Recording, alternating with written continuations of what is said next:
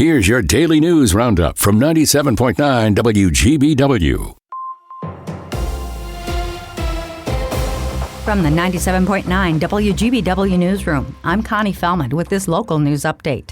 The Green Bay School Board voted 5-2 last night to terminate East High School football coach Nico Sila. The district issued a statement saying the termination was based on unauthorized transportation of students and intentional falsification of student attendance records.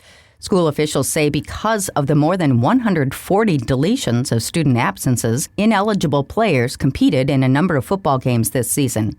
The school also says despite prior disciplinary action, Sila refused to fulfill the minimum requirements and continued to transport students. Sila disputed the allegations, saying due process was not followed. As for what's next, Sila plans to launch his own youth mentorship program and run for a position on the school board in the spring. Improper use of a candle sparked a camper fire in Green Bay yesterday, according to the Green Bay Metro Fire Department. Authorities say the camper, next to a garage on the city's near west side, was fully engulfed in flames when they arrived just before 5 a.m. Firefighters were able to save the garage, but they say the camper is a total loss. Fire officials say one person did need to be evaluated but was released at the scene. Pilots were picketing outside Allegiant Airlines this week, calling for changes to their working conditions. It was part of a nationwide protest by the company's pilots. The pilots are asking for more crew, more benefits, and the ability to schedule their days on and off. Las Vegas-based Allegiant issued a statement in response to the picketing. The company says they're currently in negotiation with the pilots union.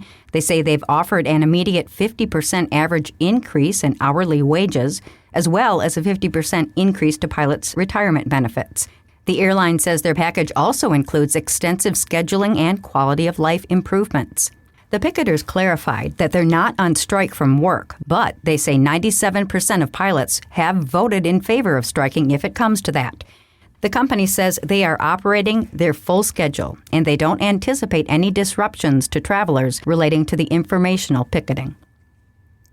The Festival of Trees at the National Railroad Museum opens today with displays for the first time inside the museum's new Fox River expansion. The festival features dozens of uniquely decorated trees nestled among historic locomotives, rail cars, and other museum exhibits. The museum says the popular annual tradition draws more than 20,000 visitors each year.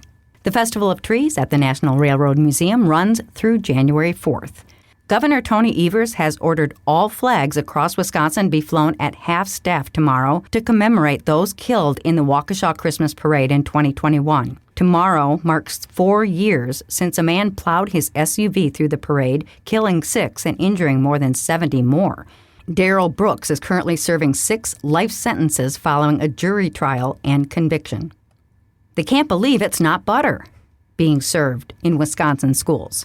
Dairy state lawmakers are introducing legislation after finding out what one cafeteria was presenting to pupils in the lunchroom. Todd Novak and I ended up drafting a bill, and it's being circulated now for co-sponsorships. Basically, it's, saying, listen, other than maybe for a allergy reason or whatever, you need to serve butter, in our school. State Senator Howard Markline is one of the representatives who introduced the Butter in Our Schools Act, which would stop schools from serving margarine in place of butter. Markline says the move follows a long state tradition of supporting dairy farmers and protecting the butter brand. Lineville Road is finally back open after a 2-year construction project. The $20 million project is near the Barkhausen Waterfowl Preserve. The work reconstructed roundabouts to accommodate increased traffic and improve pedestrian safety with a multi-use trail along the north side. With news at the top and bottom of the hour all day and on demand anytime at WGBW.FM, I'm Connie Fellman, 97.9 WGBW News.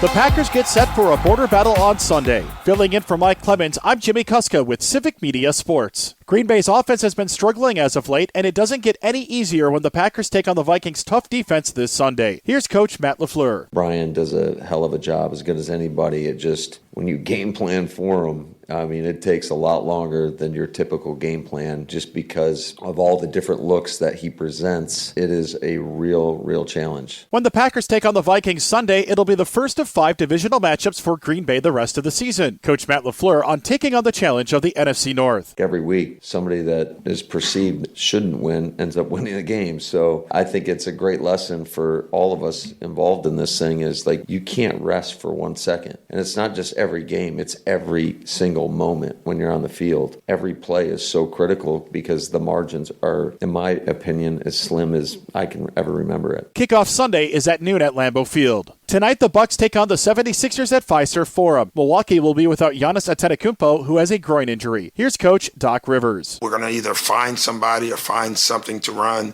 that will pay dividends later. And that's the stretch that we're about to go through. We'll be ready. Giannis is expected to miss 1 to 2 weeks with a groin strain. Tip-off against Philadelphia is at 7 p.m. Today is the first day of the state high school football championships with Division 7 through 4 in action. 3 of the 4 games today match up undefeated teams. Tomorrow, it'll be Divisions 3 through 1. The games are at Camp Randall Stadium in Madison. You can find the pairings, stats updates, and broadcast information at WIAAWI.org. I'm Jimmy Kuska for Civic Media Sports. It is going to be mostly cloudy today with a few sprinkles possible at times. Our high right around 48 this afternoon. Tonight, mostly cloudy. We're going to drop to the upper 20s to low 30s. And then tomorrow, mostly sunny with a high in the mid to upper 40s. I'm meteorologist Sean Cable. That's your Green Bay News Roundup from 97.9 WGBW. Subscribe to this podcast on Spotify, Apple, or wherever you get your podcasts. And find more news anytime at WGBW.FM.